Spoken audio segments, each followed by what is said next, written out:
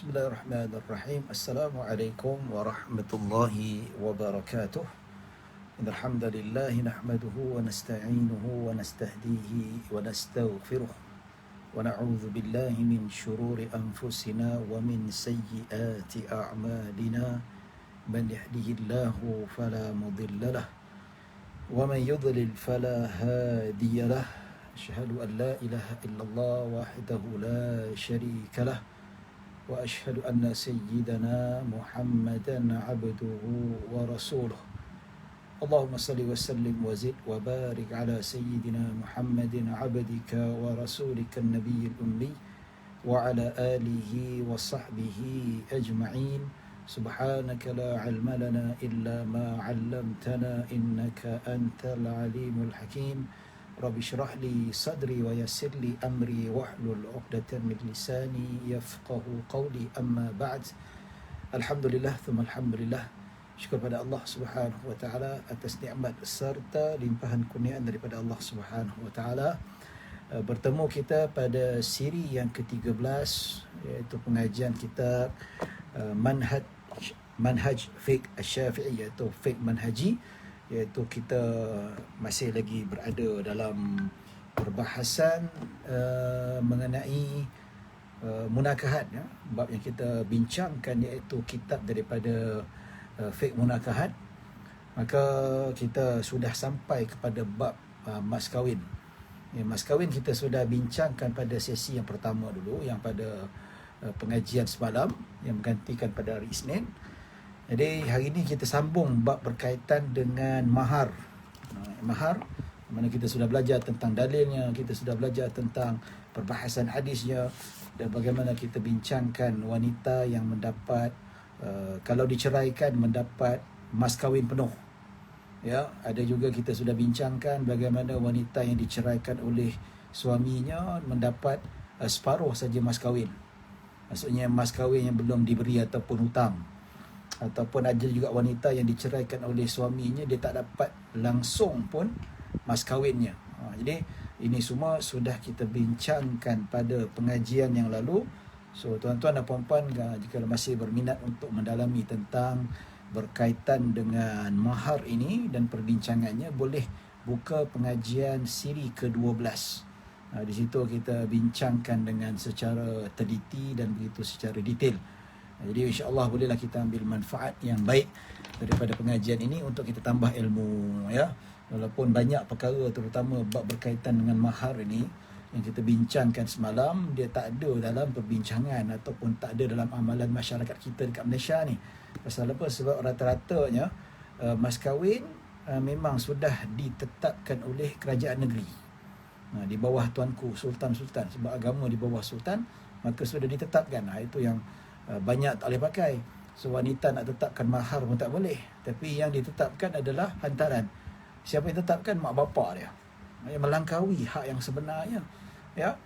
Baik tuan-tuan dan puan-puan yang dirahmati Allah Subhanahu wa taala, pada hari ini kita nak bincangkan tentang mahar mithil. Mahar mithil iaitu mas kahwin berdasarkan taraf ataupun taraf mas kahwin. Maksudnya kalau kita nak tahu tentang mahar mithil ni, kita akan bincangkan pada hari ini, iaitu pada pengertiannya. Maksud pengertian mahar mithil, ya. Mahar mithil ni mim ha ra. Lepas tu mithil, mithlu, ya. Alif lam mim tha lam. Mahrul mithil dalam bahasa Arabnya. Dalam bahasa Melayu juga ataupun dalam kitab-kitab fiqh Jawi Melayu disebutkan sebagai mahar mithil. Itu dia. Baik, apakah mahar mithil? Iaitu mas kahwin ini ialah harta yang dituntut dalam perkahwinan yang biasanya berdasarkan taraf isteri. Ikut taraf dia. Ini bermaksud kalau kita nak bawa satu analogi, ya, seperti mana kita bincangkan, kalau dalam perkahwinan tak sebut mahar pun tak apa, sah.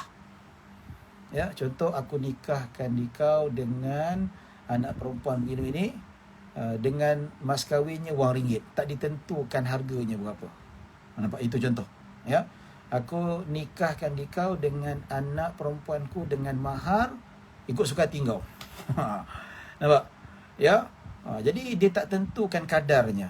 Dia tak tentukan berapa banyak jumlah yang dia nak kena bayar. Jadi di sini ditetapkan apa? Boleh ditetapkan dengan mahar mithil. Ya. Ataupun kalau perempuan tu sebelum disetubuhi oleh suaminya, dia tetap okey. Sebelum abang nak setubuhi saya, abang kena tetap berapa kadar nak bayar. Walaupun dekat ketika akad tu tak disebutkan berapa jumlah nak kena bayar. Nampak? So tak disebutkan tak apa, tapi sebelum bersetubuh saya ada hak nak halang. Ya, sebab tak ada perjanjian tangguh. Kalau saya setuju abang nak tangguh lagi 3 bulan, saya tak boleh halang untuk abang sentuh saya. Contoh. Ya, tapi ni tak ada perjanjian sama ada nak tangguh bayaran mas kahwin tu, maka abang kena bayar sekarang. Ataupun tak nak bayar sekarang pun tak apa, ya. Tapi sebelum dapat persetujuan tangguh, kena sebut harga dulu berapa nak bagi. Ya, okey, dia kata tak ada. Tak ada, ikut harga mahar mithil. Nampak tak? Ya, berapa-berapa nak bagilah. Okey, dia pun bermalam pertama. Ya, maka di situ tuan-tuan, mahar mithil itu ikut kadar. So macam mana kita nak tahu nilai bagi mahar mithil itu, tuan-tuan dan puan-puan yang dirahmati oleh Allah Subhanahu Wa Taala? Baik, mas kahwin ini, iaitu mas kahwin mithil, itu mahar mithil ini nilai berdasarkan nasab kaum kerabat isteri belah bapa. Ya, contohnya lah dia ada adik-beradik kakak dia. Sebelum ni kakak dia yang sebelum ni berapa kadar mas kahwin dia. Walaupun kalau kita bincangkan sekarang, dia tak mungkin terjadi. Sebab apa? Setiap negeri sudah ditentukan. Macam Selangor, tak silap saya, RM80. Pahang dan Johor RM22.5. Negeri-negeri lain ada yang 100 lebih. Nampak? So benda ni tak berlaku. Tapi mungkin berlaku dekat Kelantan. Kelantan bukan kerajaan ataupun majlis agama yang tentukan berapa jumlah mas kahwin yang telah di-standardizedkan oleh pihak Jabatan Majlis Agama. Tidak. Ya, terserah pada perempuan letak berapa, 1,000, 2,000, 3,000. Okey. Ya. Baik, kalaulah pernikahan itu ketika akad tidak disebut harga berapa banyak dia nak bagi. Ya. So macam mana tuan-tuan dan puan-puan dirahmati Allah Subhanahu Wa Taala, maka ikut mahar mithil. Mahar mithil tu macam mana? Mahar ikut harga, ikut keturunan dia. Kalau kakak dia kahwin sebelum, macam mana? Kalau tak ada kakak, okey, adik keturunan belah bapa dia, siapa, mungkin mak saudara dia. Mak saudara dia kahwin berapa? Berapa hantaran sebelum ini? Ataupun nenek dia, belah bapa dia berapa tu? Nampak tu? So keturunan dia ikut berapa. Kalau dulu kat makcik dia kahwin hantaran 2,000, 2,000 lah. So hakim tetapkan kena bayar dekat 2,000. Ada tak ada duit kena carilah bagi macam tu. Ya. Dan seterusnya, kalau tiada kaum kerabat belah bapa, tengok kaum kerabat belah ibunya pula. Nampak tak? Belah ibu dia macam mana kaum kerabat, contoh mak saudara belah ibu dia ke, nenek saudara dia ke, nenek dia ke, moyang dia nikah macam mana, ya, berapa maharnya, ikut standard macam tu. Ya, maka tuan-tuan dan puan-puan dirahmati Allah Subhanahu Wa Taala, kalaulah tak ada juga keturunan yang katalah dia anak tunggal, sebelah bapa dia tak ada kaum perempuan yang nikah, belah mak dia pun tak ada, maka ikut harga kadar masyarakat setempat. Masyarakat setempat berapa kadar dia. Ini dia tetap olehkan kerajaan negeri, dia kata ikut setempat, habis standard satu negeri RM80 kalau Selangor. Standard macam tu. So ikut standard setempat. Ya. Kalau standard setempat pun tak ada, ikut kadar kebiasaan, credibility yang ada pada wanita tu. Umur dia berapa? Biasa umur muda ni, muda sangat, dia tak adalah mahal dia. Tapi kalau yang sudah matang, mahal sikit. Tapi kalau yang janda, murah sikit. Itu standard, ada masyarakat punya standard, ada harga. Kalau zaman dulu lah, sebelum ada penetapan tentang harga ni, berapa banyak ataupun mahar mithil ni yang dia telah ditetapkan oleh kerajaan. Tapi masa tu diikutkan kecantikan. Wanita cantik maharnya mungkin kata 1,000. Ya, kalau muka yang biasa-biasa menurut adat masyarakat, dia cantik tapi tak secantik macam prima donna, mungkin 500 dia punya mahar dia. Benda-benda macam tu kalau kita tengok kebijaksanaan dia, ya, dia pandai masak, pandai menjahit, pandai belajar dan sebagainya, maka harga mahar tu ada harga mahar misilnya. Kalaulah nanti kita bincangkan bagaimana boleh berlakunya mahar mithil ni, untuk kita lebih faham nanti tuan-tuan. Ya, begitu juga janda dengan anak dara lain harga dia, maksudnya maharnya tu tak sama. Anak dara lebih mahal. Itulah ikut adat ataupun mahar Mesir setempat ketika itu. Ya. Baik, bagaimana kalau kita nak tahu, kita ada sebutkan tentang dalil berkaitan dengan mahar Mesir ni, yang mana ada satu hadis yang diriwayatkan oleh Imam Abu Daud dan At-Tirmizi rahimahullahu taala, yang mana Abdullah ibnu Mas'ud ditanya tentang seorang lelaki yang mengahwini seorang wanita yang sedang lelaki itu belum menetapkan mas kahwin. Dia terima nikah tapi tak tetapkan berapa mas kahwin yang dia nak bayar dekat perempuan tu. Ya. Dan selepas nikah, sebelum lelaki itu bersetubuh dengan isterinya, lalu meninggal dunia. Jadi dia punya senario dia macam ni. Lelaki tu, ada seorang lelaki mengadu kepada Sayyidina Ibnu Mas'ud radhiyallahu anhu. Dia kata lelaki ni berkahwin, ketika akad dia tak tentu berapa harga ataupun berapa banyak mahar yang dia nak berikan kepada isterinya selepas akad nanti. Baik, selepas akad, sebelum suaminya dia nak bersetubuh, dia meninggal dunia. So, pertama, dia tak sempat menetapkan berapa banyak maharnya. Kedua, disebabkan dia tidak lagi menyetubuhi isterinya. Ya, dia meninggal dunia. Ketiga. Okey? Jadi apa yang perempuan terdapat, maka Ibnu Mas'ud radhiyallahu anhu dikata menjawab, isteri itu berhak mendapat mas kahwin setanding dengan mas kahwin keluarga perempuannya tanpa kurang atau lebih. Ini mahar mithil, ikut keturunan dia. Mula-mula bapa dia, keturunan wanita di belah bapa dia. Ya, kemudian mahar mithil keturunan ibu dia pula. Kalau tidak, wanita setempat dia berapa harga. Ini difatwakan. Ya, dia juga berhak beredah walaupun tidak disetubuhi. Ya, dia berhak untuk beredah, iaitu 4 bulan 10 hari. Dan begitu juga dia berhak untuk mewarisi harta peninggalan suami dia walaupun belum bersetubuh. Ya. Baik, lalu Ma'qil bin Sinan bangun berkata, Rasulullah telah menyatakan hukum yang sama, masalah Barwa binti Washiq. Maksudnya fatwa yang dikeluarkan oleh Mas'ud ini sama dengan hadis Nabi SAW, iaitu kisah yang pertama berlaku juga, yang pernah berlaku kes pada seorang wanita Barwa binti Washiq radhiyallahu anha, yang sama juga suami tetapkan harga, kemudian meninggal sebelum sempat bersetubuh, maka dia dapat harta penuh. Itu harta mahar itu penuh. Kalau mahar tu suami tentukan 1,000, dapat 1,000 lah, tak dapat 500 penuh. Sebab pasal apa? Dia ikut mahar mithil. Dia berhak untuk mendapat mahar mithil. Ya. Baik, tuan-tuan dan puan-puan dirahmati Allah Subhanahu wa taala. Baik, ini kita nak tahu, kita nak masuk pula sebab yang mewajibkan mas kahwin mahar mithil. Kenapa? Kan biasa kalau kita sebut, kita nikah, aku terima nikahnya dengan mas kahwin sekian 100 lebih ke 200 ke, maka dia dapatlah. So, dia dapat tu, tuan-tuan dan puan-puan yang dirahmati Allah Subhanahu wa taala, maka dapat harga yang disebut ketika akad tu. Tapi macam mana pula yang mana dia tak dapat dengan harga seperti mana yang ditetapkan? Ya, macam mana boleh berlakunya mahar mithil? Baik, dalam kitab ni disebut apa? Sebab yang mewajibkan mahar mithil. Mesti dapat harga mahar mithil, sama ada ikut keturunan perempuan belah bapa dia ataupun ibu ni, ataupun setempatnya, ataupun kedudukan tarafnya. Sama ada cantik, kebijaksanaan, ya, janda ataupun anak dara, kanak-kanak ataupun dewasa dan seumpamanya. Pertama, akad nikah batal kerana meninggalkan syarat sah nikah.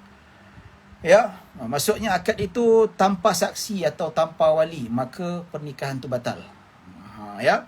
Baik, maka apabila dinikah, contoh Ali dengan Aminah dinikahkan, bapa dinikahkan, ya. Aminah ada, dia perempuan, dan Ali tu lelaki. Dan dengan akad ijab dan kabul. Saksi problem. Saksi apa? Ketika tengah akad nikah tu, seorang tu gila. Ya. So, lepas tu, dalam keadaan akad nikah tu dah rosak. Tanpa wali. Maksudnya, ada salah satu daripada rukun tu rosak. Maka, apabila justru perempuan tersebut wajib diberi mas kahwin mithil kerana rosaknya akad, dan mas kahwin yang dinyatakan, kedua-dua itu wajib dipisahkan. So, bila rukun rosak, maka nikah tu pun rosak, dibatalkan. Dan perempuan mendapat mahar mithil. Itu hak dia. Ya, itu hak yang telah diberikan oleh Allah dan Rasulnya. Pasal apa? Sebab sudah berlakunya pernikahan, tapi kerosakan bukan daripada perempuan, tapi kerosakan yang berlaku pada rukun nikah itu sendiri. Maka wanita itu tetap juga mendapat mahar mithil. Dan yang mana kalau kita lihat mas kahwin misil itu ditentukan nilainya berdasarkan keadaan perempuan itu. Keadaan perempuan itu dari segi sudut ialah keturunan dia dan seumpamanya. Itu sebab yang pertama. Baik, sebab kedua mendapat mahar mithil iaitu mas kahwin dibatalkan lantaran perselisihan antara suami isteri tentang kadarnya. Dua-dua duk bergaduh. Dua-dua tak dapat nak tentukan harganya. Maksudnya contoh, isteri menyatakan bahawa suaminya menyebut mas kahwin dalam akad nikah tetapi suami menafikan. Ya. Jadi tak ada saksi yang nak dapat sabit kan. So bergaduh, dia kata, tak, bukan itu maksud saya. Saya tak maksudkan begitu. Itu bukan harga yang saya sebut. Awak salah dengar, duk bergaduh. So bila bergaduh, maka macam mana nak selesaikan masalah ini? Mahar mithil sebagai penyelesaian. Ya. Maka qadi kata ikut bayar harga mahar mithil. Begitu juga jika kedua-duanya berselisih tentang kadar mas kahwin. Suami nak bagi macam tu, perempuan tak setuju. Ya. Nikah dah berlaku dah ni. Nikah dah berlaku dah, tapi akad aku nikahkan kau dengan anak perempuanku Fulanah binti Fulanah dengan mas kahwinnya wang tunai. Dia berjawab, aku terima nikah Fulanah binti Fulan dengan mas kahwin wang tunai. Tak ditetapkan harga. Selepas akad nikah, so nak menentukan harga tu macam mana.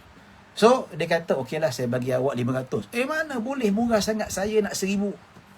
Lagi kata, tak boleh ni 1,000. Last bergaduh macam mana nak selesaikan pertikaian itu. Dua-dua tak setuju. Suami tak setuju dengan harga mahar yang telah ditetapkan isteri, dan isteri tak setuju dengan mahar yang suami nak bagi sikit sangat tu. Maka tetap kena bagi mahar mithil. Mahar mithil apa? Okey, keturunan dia ataupun kaum kerabat wanitanya sebelum ini nikah maharnya 2,000. Carilah si suami bagi 2,000. Pasal apa? Ikut mahar mithil. Dah tak bersetuju dua-dua, maka kena ikut mahar mithil. Okey? Baik. Yang ketiga, macam mana kita kata mahar mithil tu dikira sebagai wajib? Maksudnya mesti dibayar dengan kadar mahar mithil, iaitu menyebut mas kahwin yang tidak sah. Ya, seperti mas kahwin bukan harta tuntutan syarak, seperti aku nikahkan kau dengan satu bandel air arak, tak boleh. Aku nikahkan kau dengan anak perempuanku dengan mas kahwinnya seekor babi, tak boleh juga. Benda ini jelas. Ataupun alat-alat yang melalaikan, contohnya aku nikahkan kau dengan anak perempuanku dengan mas kahwinnya sebuah gitar, itu tak boleh. Benda melalaikan. Dalam mazhab Syafi'i, jual beli benda muzik ni haram, ya. Ya, ini mazhab Syafi'i. Mazhab lain-lain ceritalah. Kita cerita dalam mazhab Syafi'i. Ya. Baik, bahkan majoriti mazhab, 4 mazhab pendapat muktamad mengatakan penjual barang-barang muzik ini hukumnya haram. Ya, kalau bahkan buat mas kahwin tak sah. Ya. Baik, benda-benda yang haram ni, kalau nikahkan dengan mas kahwin seekor babi ke, dengan seekor anjing ke, benda yang tidak boleh dijual beli, maka di sini tuan-tuan dan puan-puan dirahmati Allah Subhanahu wa taala, hukumnya mas kahwin itu tidak sah dengan penentuan itu, maka wajib digantikan dengan mahar mithil. Ya, wajib diganti dengan mahar mithil. Tengok apa? Iaitu harga yang pernah didapati, iaitu harga hantaran keturunan perempuan belah bapa ya. Keturunan perempuan tu belah mak dia, ataupun mengikut turutan yang telah ditetapkan. Okey, baik, yang seterusnya, ya, harta tersebut bukan milik dia. Contohnya harta tu dirampas. Contohnya lah kan, lelaki tu nak kahwin, dia pergi rompak bank. So duit rompakan itu dijadikan mas kahwin. Itu pun tidak sah. Duit tu tak boleh, duit tu wajib dipulangkan pada tuannya. So harta-harta haram tidak boleh dimiliki dan tidak sah dimiliki dan tidak sah dijual beli. Sebagai contoh, ada orang tanya kat saya, Ustaz, ya, ayah saya ni dia mewariskan harta banyak, tapi harta yang didapat tu hasil judi. Nampak tak? Hasil judi ni macam mana? Dia waris dengan harga banyak lah, lebih kurang dalam 100,000. So dia kata kalau dia tinggalkan untuk kami 700,000. Itu semua bahagian judi, dia pergi kat Genting Highland. Ya, kita minta supaya Allah mengampuni dosa bapa dia lah. Ya. Nah, walaupun dia melakukan judi tapi tidak jatuh kafir, tapi pelaku dosa besar. Mudah-mudahan Allah mengampunkan dosa bapanya, dan mudah-mudahan bapanya sempat bertaubat sebelum meninggal dunia. Kita sangka baik, Tapi anak dia cerita, tak adalah dia kata bapa tak sempat bertaubat, tidak. Cuma harta tu banyak, mungkin bapa dia tak tahu bagaimana nak menguruskan harta yang haram itu. Ya, jadi dia kata harta yang ada hasil judi itu tinggalannya 700,000. Contohlah kan. Ya, boleh tak kalau difaraidkan? Maksudnya kami 4 adik-beradik dapat difaraidkan. Mak kami dapat 1/8 dan kami semua asabah yang lain. Ya. Baik, saya kata harta haram tidak boleh dimiliki. Walaupun asalnya duit haram itu berada dalam akaun bapa kamu ataupun arwah bapa kamu, tapi pada hakikatnya ia tidak dimiliki. Sebab apa? Dia melalui satu proses yang diharamkan oleh syarak. Maka tak boleh, tak valid kalau dia diperlakukan sebegitu atau dimiliki harta itu. So, harta haram itu, judi itu bukan milik bapa dia. Nampak tak? Faham ya? So, bila bukan milik bapa dia, tidak boleh diwarisi, tidak boleh difaraidkan. So, macam mana Ustaz? So, 700,000 tu kena pulangkan balik kepada tuan punya judi tu. Contohnya apa? Kan kalau saya ni berjudi dengan Amin. So, kami berjudi 1,000. So, 1,000 duit saya, 1,000 duit Amin, kita gabungkan. So, main judi saya menang. So, saya dapat 2,000. So, Amin rugi 1,000. So, 1,000 tu milik saya. Yang 1,000 yang saya menang tu bukan milik saya. Itu tetap milik Amin. So, judi tu haram, yang 1,000 tu wajib kena pulangkan kepada tuannya. Ya. Dan begitu juga kalau 700,000 tu dapat dipastikan modal bapa dia buat judi tu, katakanlah modal judinya 200,000. Dia punya untung judi tu secara haram 500,000. So 500,000 tu wajib dipulangkan kepada orang yang pernah bapa dia main judi tu. Tapi Ustaz, bapa saya main judi bertahun-tahun, mana nak kenal siapa yang dia judi kan, siapa punya ni. Yang kadang-kadang duduk satu meja berjudi tu bukannya sama-sama kenal pun, tak kenal pun, first time jumpa tu pun. Macam mana? Okey, kalau tak dapat detect siapa tuan punya duit yang kita ambil hasil ketika judi itu, maka apa perlu dia buat? Maka duit tu perlu diberikan kepada Baitul Mal. Yang haram tu, yang modal dia punya, yang haram tu kena bagi dekat Baitul Mal. So Baitul Mal bagi untuk maslahat masyarakat. Buat jalan ke, buat tandas ke, ya, ataupun bagi pada fakir miskin ke, boleh. Ataupun tak nak bagi pada Baitul Mal, boleh bagi pada fakir miskin yang memerlukan. Tak ada masalah. Ya, kalau tak jumpa orang. Itu antara cara untuk menguruskan harta yang haram. Ya, baik tuan-tuan dan puan-puan dirahmati Allah Subhanahu wa taala. Okey, itu yang kata kalau dia gunakan duit itu duit curi, duit bukan hak dia, ataupun dia kata aku terima nikah fulanah binti fulan dengan mas kahwinnya sepasang pakaian baju kurung. So baju kurung tu dicuri. Oh, tidak sah. So tidak sah dan tak boleh baju kurung tu berikan pada perempuan. Baju kurung tu wajib dipulang kepada tuannya. Tapi jadi bagaimana? Maka patut wajib digantikan dengan mahar mithil. Ya. Baik. Seterusnya, mengahwini 2 orang perempuan atau lebih dengan hanya 1 mas kahwin. Walaupun pernikahan itu sah tapi mas kahwinnya jadi rosak. Ya. Maka semua isteri dikahwinkan itu berhak mendapat mahar mithil. Itu dia. Maksudnya apa? Dia ni nikah, katakanlah mula nikah, aku terimanya isteri pertama. Ya. Katakanlah dia nak gunakan sejongkong emas. Sejongkong emas mahar kahwin besar tu. Ya, sejongkong emas aku terima nikah fulan pula dengan sejongkong emas.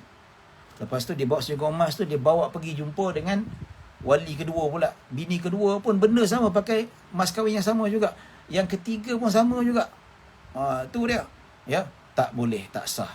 Ya, kecuali kalau dia kata aku terima nikahnya dengan mas kahwin 1/3 daripada jongkong emas ni. Itu boleh.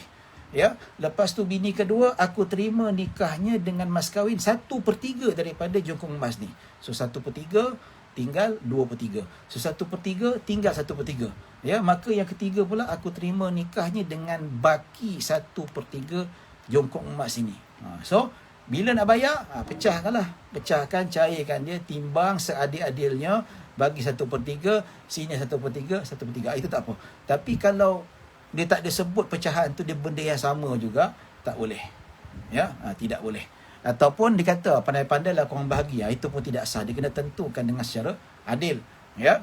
Baik, maka di sini kalau dia gunakan mas kahwin yang sama, maka wajib wanita ataupun ketiga-tiga isterinya itu dibayar dengan harga mahar mithil. Ya, tuan-tuan dan puan-puan dirahmati Allah Subhanahu wa taala. Baik, ya, menyebut mas kahwin yang tidak sah, ya. Antara yang keempat, mas kahwin yang tidak sah, wali mengahwinkan seorang kanak-kanak lelaki dengan kadar mas kahwin yang lebih daripada mas kahwin kahwin mithil, ia ambil daripada harta kanak-kanak tersebut. Ya. Baik, bila kita sebut tentang mahar ni, ya, ataupun kita sebutkan tentang perkahwinan, boleh tak kanak-kanak berkahwin? Katakanlah si Ali tu umur 12 tahun, belum akil balik lagi. Belum ada tanda-tanda akil balik. Boleh kahwin tak? Boleh. Ya. Dalam nas syarak tidak ada halangan, tidak ada dalil yang mengatakan kanak-kanak tidak boleh berkahwin. Asalkan dia mumayyiz. Ya. Tapi kalau yang tidak mumayyiz tak boleh lah, sebab apa? Dia belum ditaklifkan lagi, belum dipertanggungjawabkan lagi, tuan-tuan. Ya. Jadi boleh tak kanak-kanak? Ini cerita saja. Tapi kalau kita ceritakan bagaimana berlaku ataupun tidak, benda ini kita rasa tak berlaku, ya tak? Lagipun kita terikat dengan undang-undang. So bila kita terikat dengan undang-undang, tuan-tuan, memang tak bolehlah kahwin kanak-kanak. Perempuan paling kurang 16 tahun dengan izinnya lah. Betul lah, izin daripada sultan. Manakala yang 18 tahun lelaki itu yang minimum. Tapi kata kita nak bawa, katakanlah si wali itu dia mengahwinkan seorang kanak-kanak lelaki. Katakanlah Ali ni ada anak nama Ahmad. Ahmad tu umur 11 tahun. Dia nikahkan dengan Aminah umur 10 tahun. Boleh tak? Boleh. Tak ada masalah. Ya, tapi zaman sekarang itu kita nak cerita satu analogi yang boleh kita faham lah. Baik. So bapa dia itu dia ambil duit anak lelaki yang Ali tu umur 11 tahun untuk dinikahkan Aminah dengan 12 tahun. Dia ambil dengan kadar lebih mahar mithil. Katakanlah Aminah mahar mithilnya 1,000. Tapi bapa dia ambil duit Ali tu 2,000. Lebih daripada kadar mahar mithil. Dia bagi pada, tak boleh. Ya, bapaknya hanya boleh ambil 1,000 saja untuk diberikan kepada Aminah. Itu yang telah ditetapkan oleh syarak. Ya, begitu juga halnya wali mengahwinkan seorang kanak-kanak perempuan atau seorang anak dara tanpa persetujuannya. Ya, dikahwinkan kanak-kanak perempuan. Katakanlah anak dia umur 9 tahun, belum akil balik lagi. Dia kahwin secara paksa. Ya, cukup kafaah dan lelaki itu mampu untuk bayar mahar dan seumpamanya, dan tidak ada konflik antara bapa dengan anak. Ya, dengan mas kahwin kurang daripada mahar mithil. Dia kata, okey, aku ada anak perempuan, ya, umur 9 tahun, belum akil balik. Aku nikahkan kau dengan anak perempuan aku 9 tahun dengan kadar mas kahwinnya 700. Sedangkan mahar mithil perempuan itu adalah 1,000. Ya, tapi di sini mahkamah ataupun hakim kata, awak letak 700 ni zalim. Patut awak ikut mahar mithil bagi anak perempuan kamu tu. Ya, dia tak tahu apa-apa, dia telah ikut keputusan. Ya, tapi kalau bapa dia nikahkan anak dara yang sudah akil balik, tapi dia setuju, kata okey, bayar lebih murah daripada mahar mithil. Kalau ikut keturunannya, mahar mithilnya 1,000. Tapi perempuan yang akil balik, tak apalah, 700 pun 700 lah, yang penting saya tak nak bebankan. No problem at all. Dibenarkan dan dibolehkan oleh syarak itu sendiri. Ya, tuan-tuan dan puan-puan dirahmati Allah Subhanahu wa taala. Ini jenis akad yang tak sah. Bila akad yang tidak sah dilafazkan, maksudnya mas kahwin yang tak sah di dalam akad seperti disebutkan keempat-empat tadi itu, maka wajib digantikan dengan mahar mithil. Ya. Baik. Yang kelima, perempuan menyerahkan perkahwinan tanpa mas kahwin. Ya, maksudnya dia punya akad mas kahwinnya tak sah.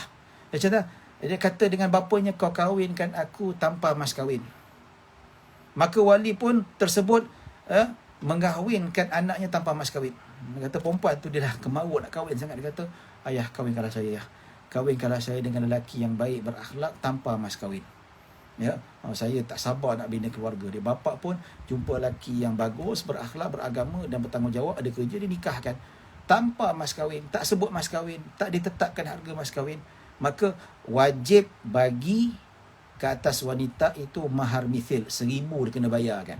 Macam mana mahar mithil? Seperti disebutkan tuntutan dan peringatan-peringatan begitu. Ya, baik ini jenis mas kahwin yang tidak sah ketika dalam akad. Yang kelima. Yang keenam, mas kahwin tersebut disyaratkan dalam akad. Sebahagiannya diberikan kepada bukan isteri seperti bapa dan adik-beradik. Ya, maka dalam hal ini walaupun perkahwinan sah tapi mahar itu tak sah. Mas kahwin rosak. Contoh, Aminah dinikahkan oleh bapa dia.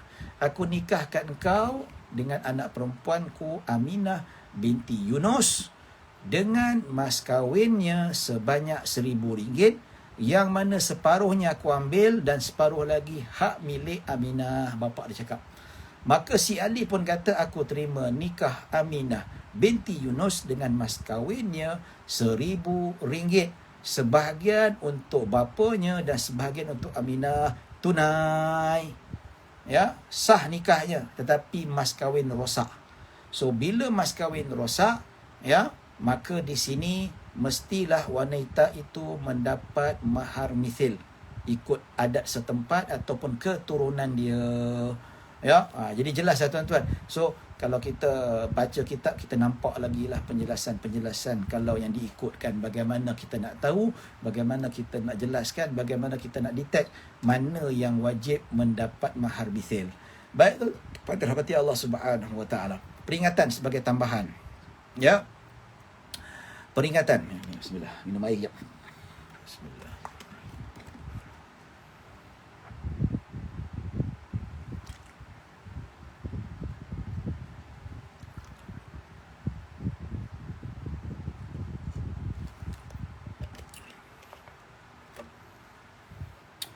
Baik.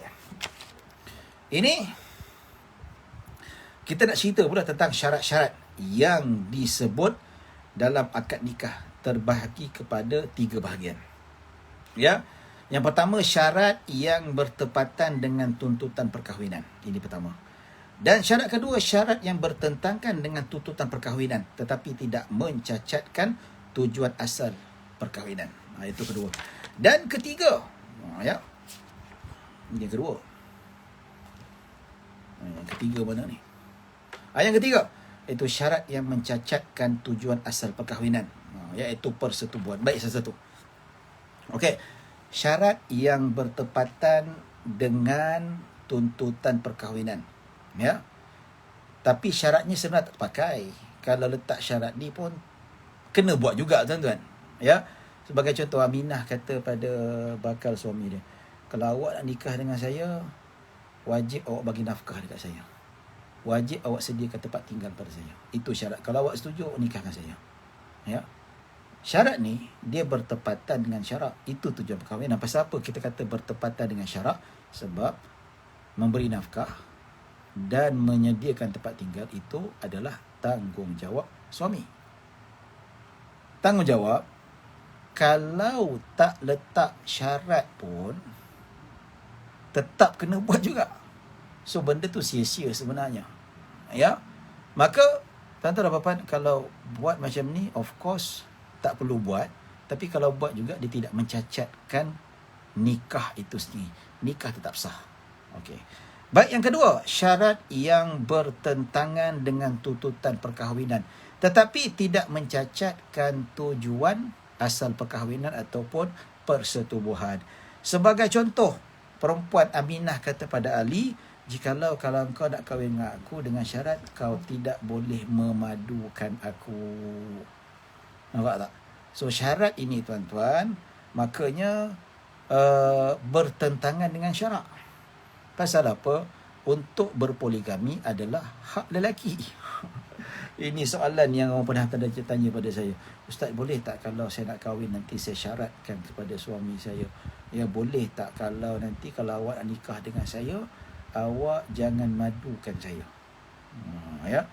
Ya, dalam hal ini memanglah dalam kitab fiqh mazhab Syafi'i, masa saya belajar talaki, kitab fiqh Syafi'i, matan Nabi Suja', matan Minhaj, sama jugalah kita tanya pada guru, dia kata syarat ni tak boleh nak dilaksanakan, syarat ni tak boleh nak diucapkan, dan syarat ini sebenarnya tak layak terkeluar daripada mulut perempuan. Nampak tak? Ya. Kalau lelaki tu mampu dan cukup syaratnya dan dia boleh berlaku adil, dia boleh berpoligami. Walaupun isteri tu cantik macam prima donna sekalipun, tapi saja nak tambah isteri, hukumnya harus. Ya, dalam masa yang sama dia tidak menganiaya isterinya, tempat tinggal disediakan, makan minum disediakan, anak-anak tidak terbiar, tetap juga sempurna, itu tak apa. Itu kena terima hakikat. Jealous tak jealous, itu belakang cerita, tuan-tuan. Jealous itu fitrah manusia. Ya tak? Isteri yang jealous itu normal, itu biasa. Tapi kalau dia letakkan syarat begini, syarat ini adalah syarat bertentangan dengan syarak. Kalau dia berazam untuk meletakkan syarat itu, hukumnya haram. Seolah-olah dia macam menghalang untuk berlakunya sesuatu perkahwinan ataupun untuk berlakunya perkara yang disyariatkan. Mana boleh kita nak halang orang melakukan perkara itu, sedangkan benda itu adalah benda disyariatkan. Betul tak? Marah tu biasalah tuan-tuan, tapi meletakkan syarat tak boleh buat. Itu tak boleh sebenarnya. Ya. Maka di sini dalam hal ini akad nikah tak sah. Walaupun suami kata okey saya setuju nak nikah dengan perempuan ni pasal saya setuju, saya tidak akan memadukan awak. Ya, walaupun apa keadaan sekalipun. Perempuan puas hati, okey kalau awak setuju dah berjanji syarat ini kita akan nikah. Aku nikahkan nikah, aku terima nikahnya. Saya jadi suami isteri. Akad sah tak walaupun dengan syarat yang bertentangan dengan syarat? Yes, tetap sah. Ya, namun syaratnya rosak. Tak boleh guna pakai. Ya, bak kata orang lepas si Aminah dikahwinkan dengan Ali, sebelum nikah Aminah kata pada Ali, jangan madukan saya. Abang, awak nak nikah saya, awak tak boleh poligami. Si Ali kata setuju. Lepas nikah 2-3 tahun, Aminah dimadukan. Ya, boleh tak? Boleh. Dia melanggar syarat tak? Sebab apa? Syarat tu automatik sudah rosak. Pernikahan tu sah tak? Walaupun dengan syarat rosak, sah. Sebab apa? Dia tidak menghalang matlamat perkahwinan itu sendiri. Pasal apa? Syarat itu tidak melibatkan halangan untuk bersetubuh. Nampak tak? Yang pertama tu, walaupun syarat itu bertepatan dengan syarat, tapi tak sepatutnya buat pun. Tak buat pun tak apa, tak ada pun tak apa, no problem at all benda macam tu. Ya. Jadi tuan-tuan dan puan-puan dirahmati Allah Subhanahu Wa Taala.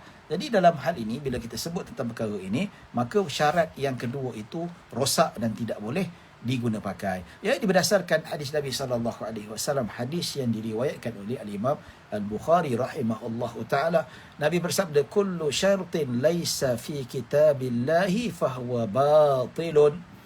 Yang bermaksud sabda Rasulullah sallallahu alaihi wasallam, setiap syarat yang bukan berdasarkan kitab Allah adalah batal ataupun batil.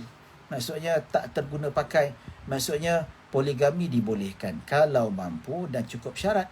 Tapi kita membatalkan benda yang dibolehkan. Maka tidak boleh kita menghalang seseorang itu supaya untuk poligami kalau dia cukup syarat. So menghalangkan seseorang itu poligami, ya, dengan letak syarat supaya dia berjanji, itu adalah syarat yang menzalimi, syarat yang tak sepatutnya berlaku. Maka syarat sebegini tidak termasuk dalam kitab Allah Subhanahu Wa Taala, maka batal. Ya. Baik tuan-tuan dan puan-puan dirahmati Allah Subhanahu Wa Taala. Baik, mas kahwin juga rosak ekoran daripada rosaknya syarat. Katakanlah dia nikah Aminah, aku nikahkan kau, kedua-dua dah bersetuju. Ali kata aku tidak akan memadukan kau wahai Aminah setelah aku kahwin dengan kau. Syarat tu walaupun batal, dan ketika akad nikah maka apa kata orang? Mahar pun walaupun disebut harga batal mahar itu. Tapi nikah sah sebab rukun cukup. Ya. Cuma bila mahar batal sebab syarat batal, bila syarat batal mahar pun batal. Itu kaedah dia. So bila mahar batal, harga walaupun disebut batal. So macam mana? Mahar mithil. Nampak tak? Dia bagi mahar mithil. Ya tak?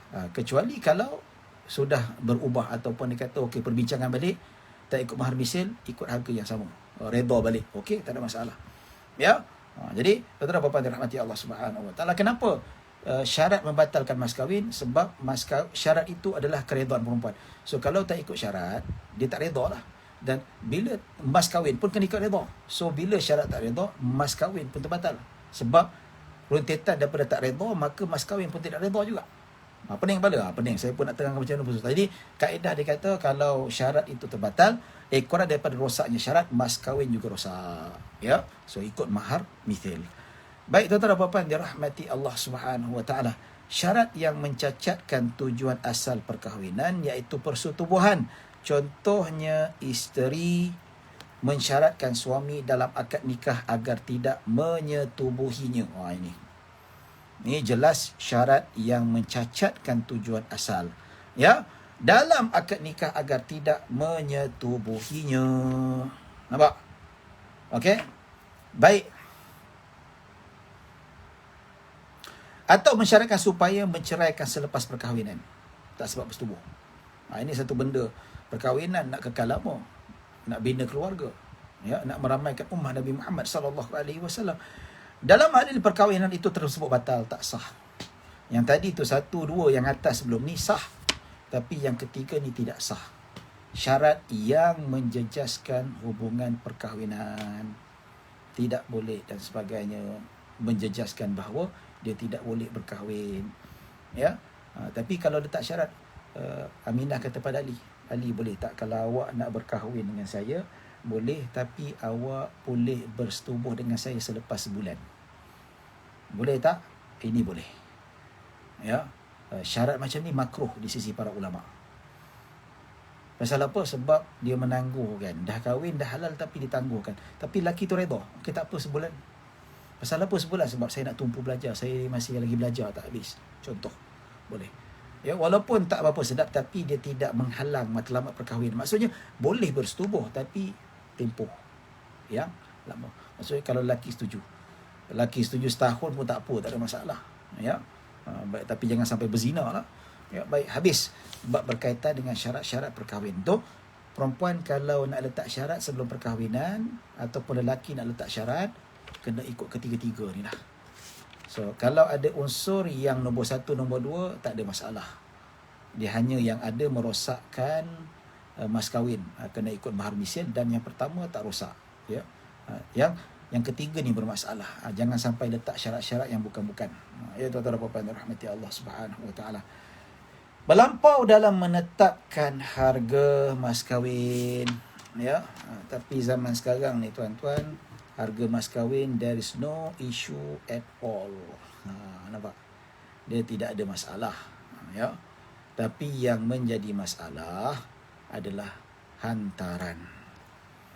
Ya, hantaran ni SPM 5,000, degree 10,000, master 15,000, PhD 20,000. Wow, susah macam tu. Wah, tinggi. So dengan ada PhD tu, boleh ke masak nasi kerabu sedap je? Dengan ada PhD tu, kadang-kadang dengan masak tak apa-apa punya masak, kita pun tak tahu. Betul tak? Kadang-kadang perempuan tak ada pelajaran pun masak sedap, layan suami sedap, betul tak? Ya, itu tuan-tuan rahmati Allah Subhanahu wa taala. Maka banyak kerosakan berlaku disebabkan hantaran yang tinggi. Ya, sedangkan hantaran tu adat je. Jadi kalau zaman dulu tu mahar tu adalah tinggi, mahar tu dia menyusahkan kaum lelaki, maka kerosakan berlaku di muka bumi. Berhutang sana sini, kena buru dengan alung, tak dapat suami, dia cari anak-anak. Ya tak? Lepas tu dia marah suami kena berhutang, suami salahkan balik dekat isteri dia. Ini bapa engkau punya pasal lah, letak hantaran tinggi-tinggi. Dah tak tahan macam mana. Nak sangat kahwin, grand, besar-besar sangat. Nak kahwin dengan begitu dahsyat punya persediaan perkahwinan, maka ambil lah. Dia macam ni jelas bertentangan dengan syarak itu sendiri. Tak dibenarkan. Maka bukan tak boleh. Tapi kalau menyebabkan perkara itu boleh menjatuhkan kredibiliti seorang Muslim yang sepatutnya ada, maka tak boleh sebenarnya sampai berhutang, membazir dan sebagainya. Itu bukan kredibiliti sebagai Muslim yang dituntut oleh syarak itu sendiri. Tidak. Nampak tak? Maka kena berpada-pada, jangan sampai merosakkan. Sehingga nak makan pun susah disebabkan hutang yang lama. Nak beli rumah pun tak ada. Nak makan pun tak ada. Nak beli itu tak ada. Lalu bergaduh. Bila bergaduh suami isteri, habislah apa yang dapat tak ada dapat benda lain, benda tu rosak, benda tu menjadi satu aib dalam keluarga tu, bercerai, malu keluarga, ya. Sebab ini masalah disebabkan mereka terlalu berlebih-lebihan. Sebab itu dalam hadis Nabi SAW, Nabi sebut khairul umuri awsatuha, sebaik-baik perkara itu adalah sederhana mungkin. Sebab itu mazhab Syafi'i kata makruh kalau bagi mas kahwin kurang daripada 10 dirham. 10 dirham tu lebih kurang 1,000 lah tuan-tuan, ataupun 800 macam tu lah ikut kira sekarang, 800 ke 1,000 lah macam tu, ya. Dan makruh kalau lebih daripada 500 dinar. 500 dinar tu lebih kurang dalam 5,000 macam tu, mungkin 4,000, 4,000 lebih, itu lebih mahal sangat. Ya, tapi kalau lelaki tu memang kaya raya, kalau dia bagi hantaran yang begitu banyak, tidak menjejaskan kedudukan keuangannya, no problem, tak ada masalah. Ya, kalau dia bagi 50,000 sekalipun, poketnya tak penuh, dapat beli sediakan tempat tinggal, isteri dapat makan, tak berhutang aloh, no problem. Tapi masalah yang tak mampu. Ada yang nak kahwin terpaksa ambil 3 kredit kad, ya, 3 ke 4 ke, lalu kena bar, kena hutang, diisytiharkan muflis ketika usia 30-an. Sebab apa? Banyak sangat hutang. 30-an, ya. Pinjaman bukan bank, tapi pinjaman macam-macam, nak beli tu beli ni, beli gadget dengan kahwinnya lagi, maka jadi muflis. Maka banyak kerosakan di muka bumi Allah Subhanahu Wa Taala.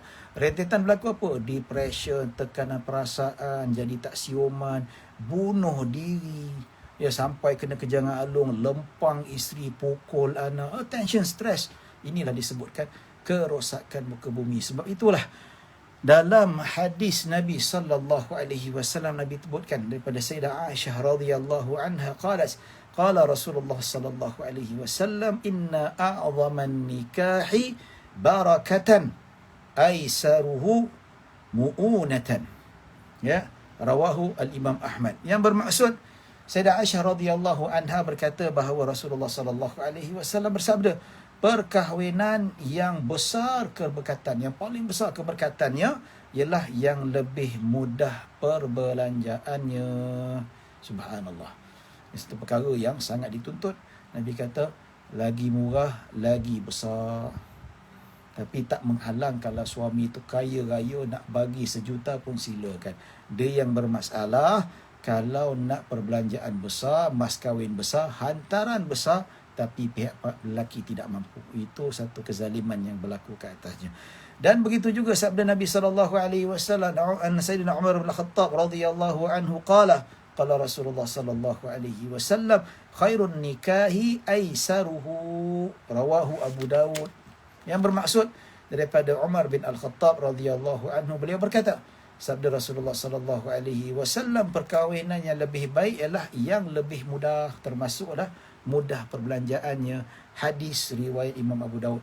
Maka justru itu tiada keberkatan mahupun kebaikan apabila mas kahwin menjadi perniagaan untuk mendapatkan kekayaan bagi tujuan bermewah-mewah, berbangga-bangga dengan pada teman. Ini masalahnya. Kalaulah hantaran itu jalan singkat untuk si wali bapa untuk jadi kaya, ini satu benda yang keterlaluan ataupun malu. Kadang-kadang ni nak beli pelamin biasa pun tak nak. Dia kata, kawan I tu pelamin saja 2,000 tau. Takkan kita nak 2,000, at least 3,000 punya. Oi, sakitlah macam tu. Hantaran lagi, lepas tu pelamin lagi, ya. Kepala bana dia. Ya. Jadi ini tak sesuai. Tak payah pelamin apa semua, tak payah. Ini semua ialah kalau ada tak apalah, kadang-kadang dengan baju ketatnya, dengan apanya dipertontonkan, satu perkara yang tak sepatutnya berlaku, ya.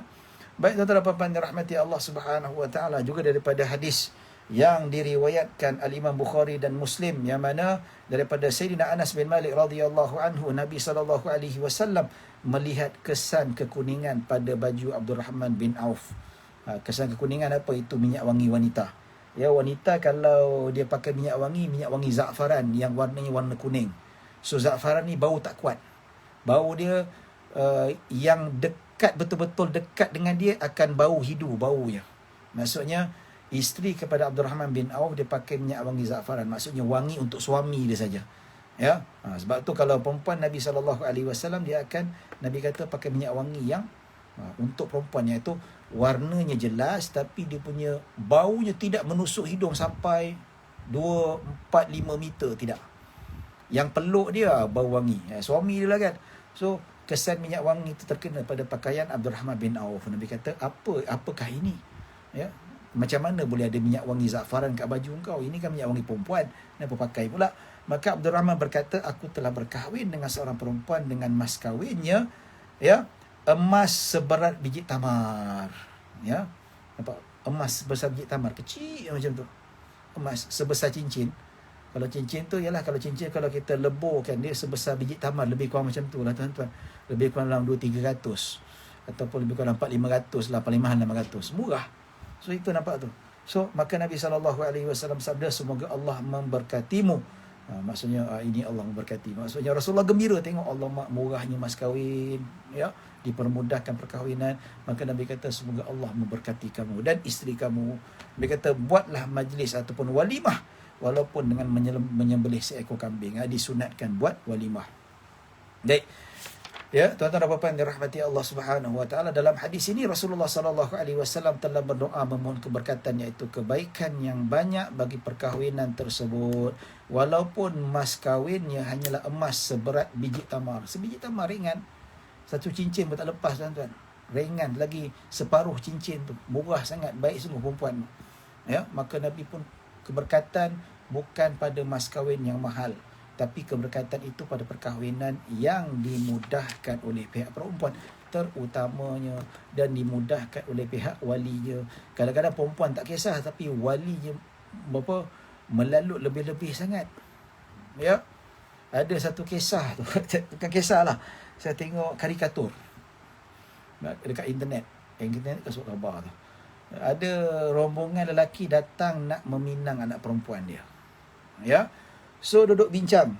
Bila dia dengar ada orang nak masuk meminang, so bapak perempuan dia kata, kejap nanti saya ajak masuk. Dia masuk rumah, dia panggil bini dia, dia tutup, dia ikat mulut bini dia, dia ikat bini dia masuk dalam lemari. Ini kartun, bukan kisah benar, karikatur. Ya. Ada soalan. Baik. Okey. Jadi bila bapak dia tahu yang anak tu ada lelaki datang nak meminang anak dia, maka dia ambil isteri dia, dia ikat mulut, dia ikat badan, dia masuk ke dalam lemari. Maksudnya apa? Dia tak nak kasih mak dia campur. Dia tahu kalau mak dia campur, apa jadi tuan-tuan? Habis. Ya, demand sana, demand sini, bapak tak boleh nak interrupt.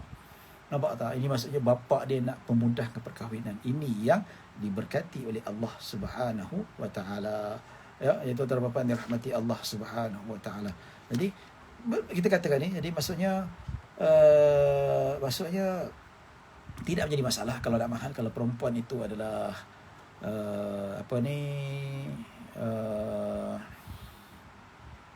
mampu kaya, jutawan kahwin dengan gadis biasa, dia bagi hantaran 1 juta, letak dia lah.